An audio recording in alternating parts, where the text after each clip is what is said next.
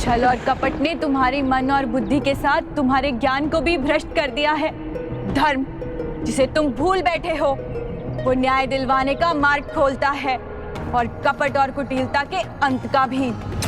तो आप ये कहना चाह रही हैं कि ये असंभव संभव हो चुका है? हाँ, वो कोई और नहीं, 16 कलाओं से पूर्ण नारायण के 8वें अवतार श्री कृष्ण की प्रिय पत्नी देवी सत्यभामा है। देवी सत्यभामा और नारायण की सम्मिलित शक्ति से ही होगा नरकासुर का वध। अभी भी समय है पुत्र, अपनी भूल को समझो। और भूल ये कैसी रट लगा रखी है आपने? जिसको आप मेरी भूल समझ रही हैं, वही मेरी शक्ति है। आज देवता मेरे अधीन है, इसी कारण। और किसी को विवाह का प्रस्ताव देना, ये तो कोई भूल नहीं। वो भूलों से परे है। ऐसा ही भ्रम लंकाधिपति रावण को भी हुआ था और वो माता सीता को विवाह प्रस्ताव देने की उदंडता कर बैठा, जिसका परिणाम तुम ही नहीं, सारा संसार जानता है। पता है, सब पता है। देवी कामाख्या भगवान की या किसी उनके अवतार की पत्नी नहीं, ये भी पता है मुझे। देवी द्वारा किए गए अपमान का परिणाम अब 1000 स्त्रियां भुगतेंगी। मैं धरती की सर्वश्रेष्ठ सुंदरियों से विवाह करूंगा, वो भी उनकी आंखों के सामने। मैं धरती की सर्वश्रेष्ठ सुंदरियों से विवाह करूंगा, वो भी उनकी आंखों के सामने। अब ये असुर अपनी मृत्यु को और निकट बुला रहा है और प्रभु श्री कृष्ण और देवी सत्यभामा इसे वो मृत्यु प्रदान करेंगे। किंतु माता, इसने तो वरदान पाया है ना कि प्रभु नारायण की पत्नी देवी लक्ष्मी अवतार नहीं होनी चाहिए। देवी सत्यभामा देवी लक्ष्मी की नहीं, अपितु एक भक्त स्त्री है, जिन्होंने पुनर्जन्म लेकर प्रभु श्री कृष्ण की पत्नी होने का सौभाग्य प्राप्त किया है। साधारण भक्त? तो एक साधारण स्त्री प्रभु श्री कृष्ण की पत्नी कैसे बनी?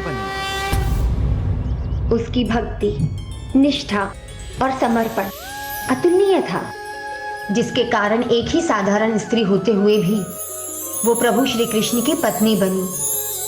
और उसकी इसी भक्ति की शक्ति के कारण नरकासुर का विनाश संभव होगा।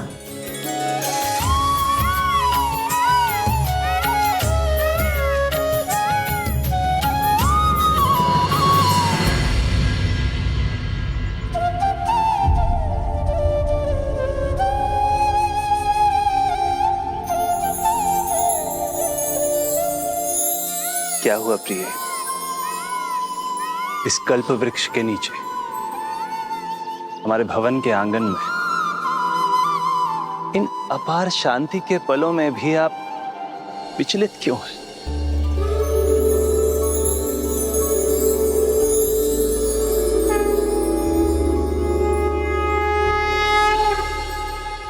प्रभु, आपके साथ बीतने वाले इन पलों का आनंद अद्भुत है।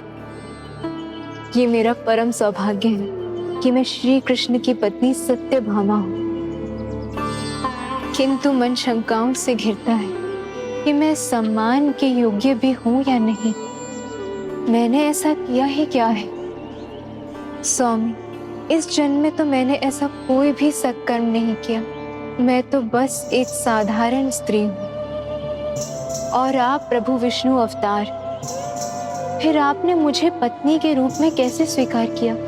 ये मेरी समझ से बाहर है प्रभु। इस जन्म का भाग्य इसी जन्मों के कर्मों पर आधारित नहीं है। मनुष्य के पूर्व जन्म के फल भी उसे उसके भावी जीवन में प्राप्त होते हैं। पूर्व जन्म प्रभु?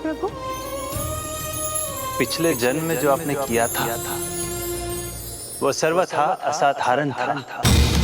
अच्छा प्रभु, ऐसा क्या किया था मैंने? सतयुग के अंत में मायापुरी अर्थात हरिद्वार में अत्रिकूल में एक विद्वान धार्मिक और सूर्य व्रत का पालन करने वाला एक ब्राह्मण सुधर्म का वास था। सूर्य की भांति तेजस्वी, जगत में देव शर्मा के नाम से विख्यात सुधर्म के यहाँ आपका जन्म हुआ था। और आपका नाम था? गुणवती। तब आपके पिता ने आपका विवाह अपने ही एक शिष्य के साथ नियत किया था। ये क्या गुणवती, आज अपने प्रिय सहेली के बिना ही आरती आरंभ कर दी? तुम्हें तो पता है ना देवकी, मैं अपने प्रभु श्री नारायण की पूजा में कभी विलंब नहीं करती। तुम्हें समय पर आना चाहिए था। चिथी कहा पुत्री गुणवती ने। भला भक्त भगवान को प्रतीक्षा कैसे करा सकते हैं? यदि इनका बुलावा आ जाए तो एक पल का संकोच किए बिना अपने प्राण त्याग कर प्रभु की शरण में चला जाऊं। प्राण त्यागने की बात क्यों कर रहे हैं पिताजी? इसकी कोई आवश्यकता नहीं है। पिताजी के शब्दों में बहुत सार है। जो प्राण हमें प्रभु ने दिए हैं वो प्रभु के ही अंश हैं। उनकी इच्छा के आगे हमारे प्राणों का क्या मोल? हम सभी तो प्रभु में समाहित होने को सदैव तत्पर हैं। ये सुबह सुबह आप दोनों ने कैसी बातें छेड़ दी? प्रभु ने हमें जीवन दिया है त्यागने के लिए नहीं, अपितु पूरी निष्ठा से, श्रद्धा और कर्म भाव से प्रभु की भक्ति में लीन होने के लिए। ये भी उचित है। प्राण है तभी तो भक्ति है। गुणवती नाम है हमारी पुत्री का, सदैव अपना नाम सार्थक करती है, सभी गुणों से संपन्न। हाँ हाँ, पूरा आश्रम परिचित है गुणवती के गुणों से। और मुझे तो लगता है ये बात प्रभु नारायण को भी अवश्य पता होगी। किंतु पुत्री, भगवान गुणवान की कठोर परीक्षा लेते हैं। जब वो समय आए तो ना तुम भयभीत होना, ना तुम संकोच करना, बल्कि दृढ़ता के साथ अपने गुणों पर खरी उतरना। जी पिताजी। चंद्र, हमें देर हो रही है, हमें समिधा और कुश एकत्रित करने के लिए चलना चाहिए।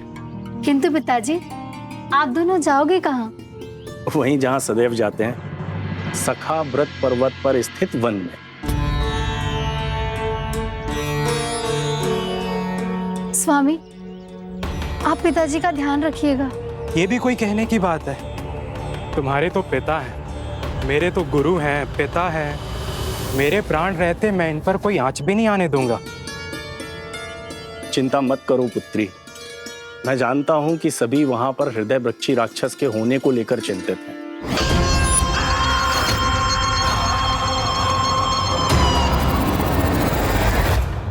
परंतु हम तो प्रभु भक्त हैं, वो जो भी करेंगे उचित ही होगा। चलिए पिताजी।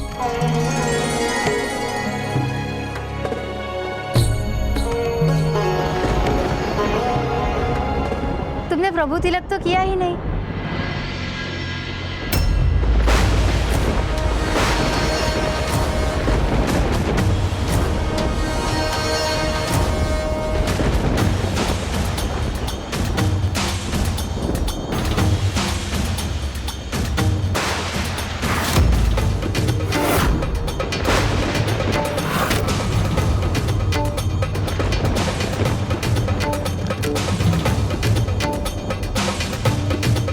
क्या हुआ सखी, अचानक तुम्हारे मुख पर चिंता का भाव क्यों? रुकिए, रुक जाइए पिताजी, स्वामी। पिताजी और स्वामी चले गए।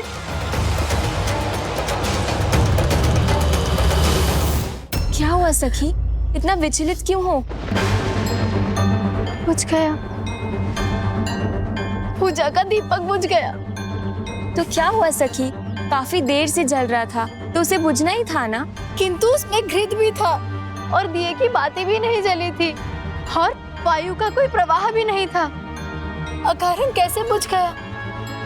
अर्थात ये किसी अशुभ का संकेत है।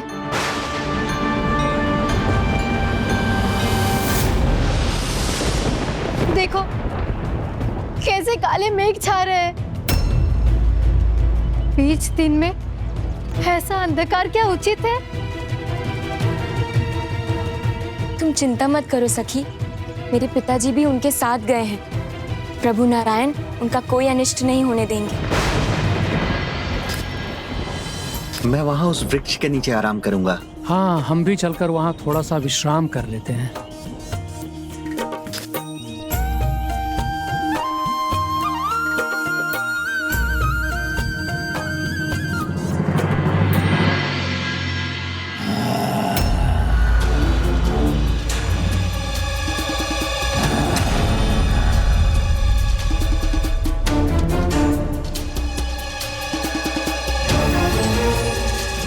ये वृक्ष, लगता है ये उस हृदय बख्शी का जाल है। रुक जाइए, आगे मत जाइए।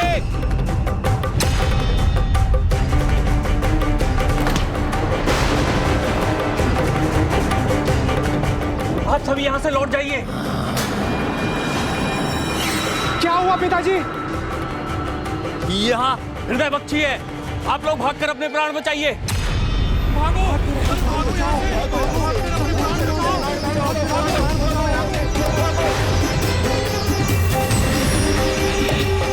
दुष्ट, तुमने मेरा भोजन छीना है और मैं तुम्हें अपना भोजन बनाऊंगा। उससे पहले मुझसे तो मार पालो दुष्ट। अरे ये दोनों वहां क्यों रुक गए? हृदय भक्षी के क्रोध से अब इन्हें कौन बचाएगा?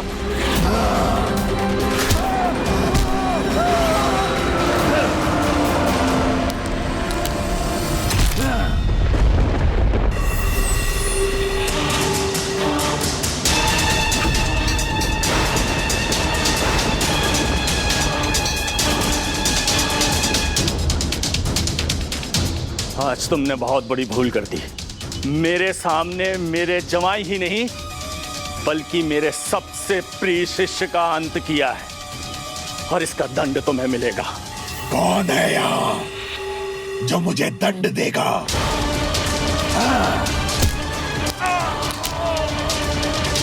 प्रभु तो सर्वत्र है दुष्ट। मेरा हृदय तुम्हारे लिए अंतिम भोजन बनेगा जो तुम्हारे लिए विष का काम करेगा।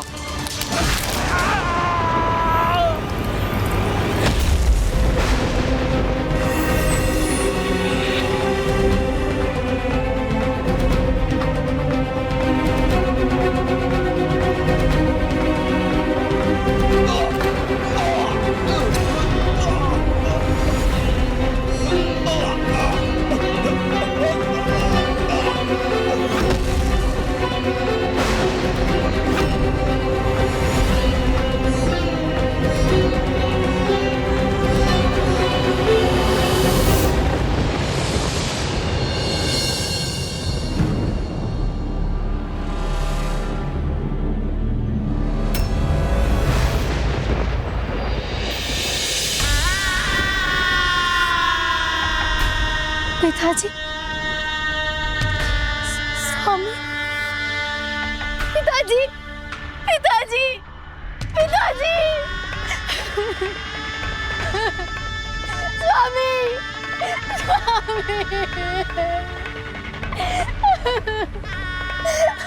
देखो ना देवती, स्वामी और पिताजी मुझे छोड़कर चले गए। वहाँ क्या हुआ पिताजी?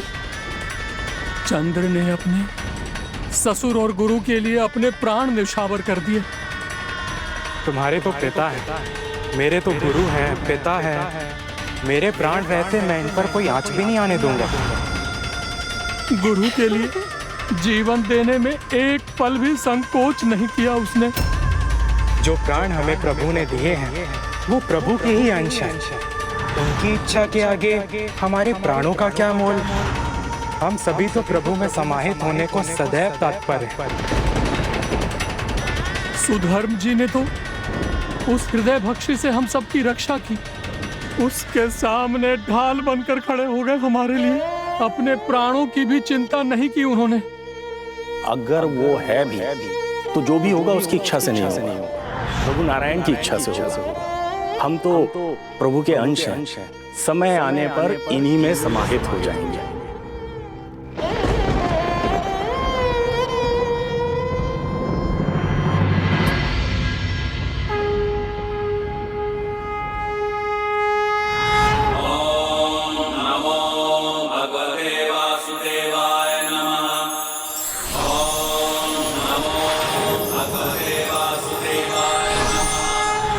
उन्होंने जो कहा था वही हुआ। दोनों अपने प्रभु में समा गए। किंतु स्वामी, पिताजी अपनी गुणवती को अकेला छोड़कर क्यों चले गए? सुधर्म और चंद्र दोनों ने ही जीवन भर सूर्य पूजन किया। उसी कारण उनकी मृत्यु के बाद उन्हें वैकुंठ धाम में निवास करने का सौभाग्य प्राप्त हुआ। स्वामी, मुझे नहीं ज्ञात था कि सूर्य देव के पूजन से भी वैकुंठ धाम की प्राप्ति होती है। पिता और पति दोनों के देहांत के बाद गुणवती के पास अंतिम संस्कार करने के लिए भी धन नहीं था, किंतु उसने किसी के भी आगे हाथ नहीं फैलाए, न कोई ऋण लिया और न ही दान। इसलिए जो भी उसके पास था सब उसे मोल देना पड़ा।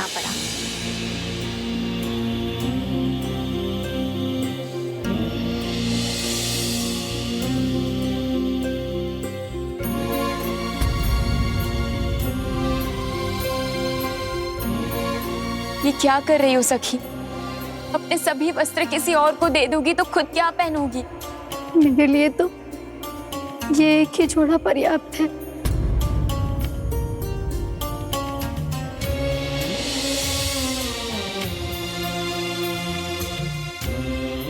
वस्त्र के एक जोड़े में जीवन बिता दोगी, ठीक है, परंतु भोजन के लिए अनाज चाहिए।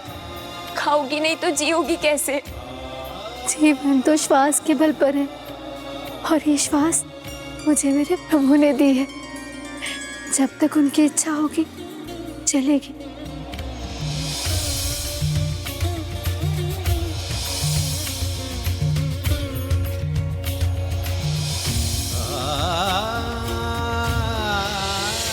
क्या इतना धन पर्याप्त होगा मेरे पिताजी और स्वामी के अंतिम संस्कार के लिए?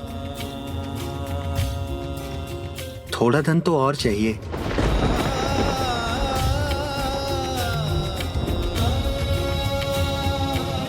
मैं उधार दे दूंगी।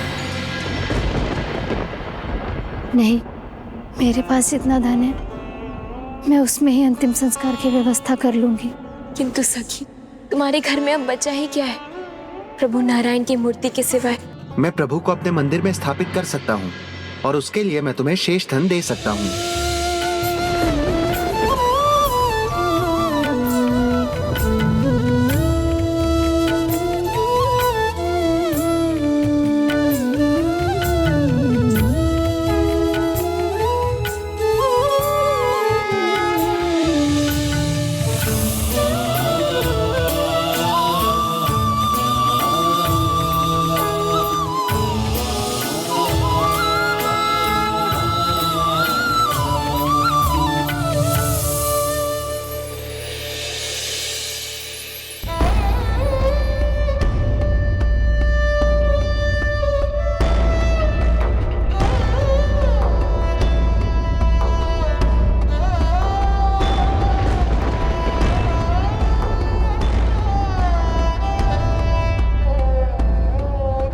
इतने दिनों से जिनकी तुमने पल पल सेवा की, पूरे मन से जिनकी आराधना की, उन प्रभु को तुमने कैसे बेच दिया सखी? प्रभु मेरी संपत्ति थोड़ी है, उन्हें कोई कैसे बेच सकता है? मैंने तो बस मूर्त बेची है। प्रभु तो यही है मेरे हृदय में, उन्हें यही पूछ लूंगी। तुम्हारे समान मैंने कोई नहीं देखा सखी, वो सचमुच महान हो।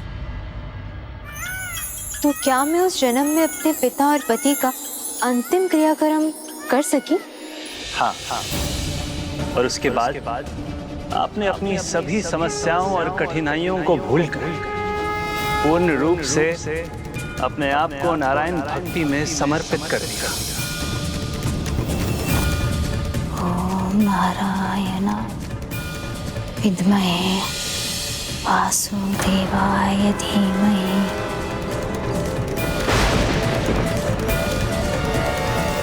परम पद की प्राप्ति इतना सरल नहीं, उसके लिए अनेक परीक्षाओं से गुजरना पड़ता है। भूल सुधारने का अवसर सभी को मिलता है, किंतु उसे सही ठहराने वाले को अंत में पछताना पड़ता है। For more updates, subscribe to our channel, Click the show links and enjoy watching the videos.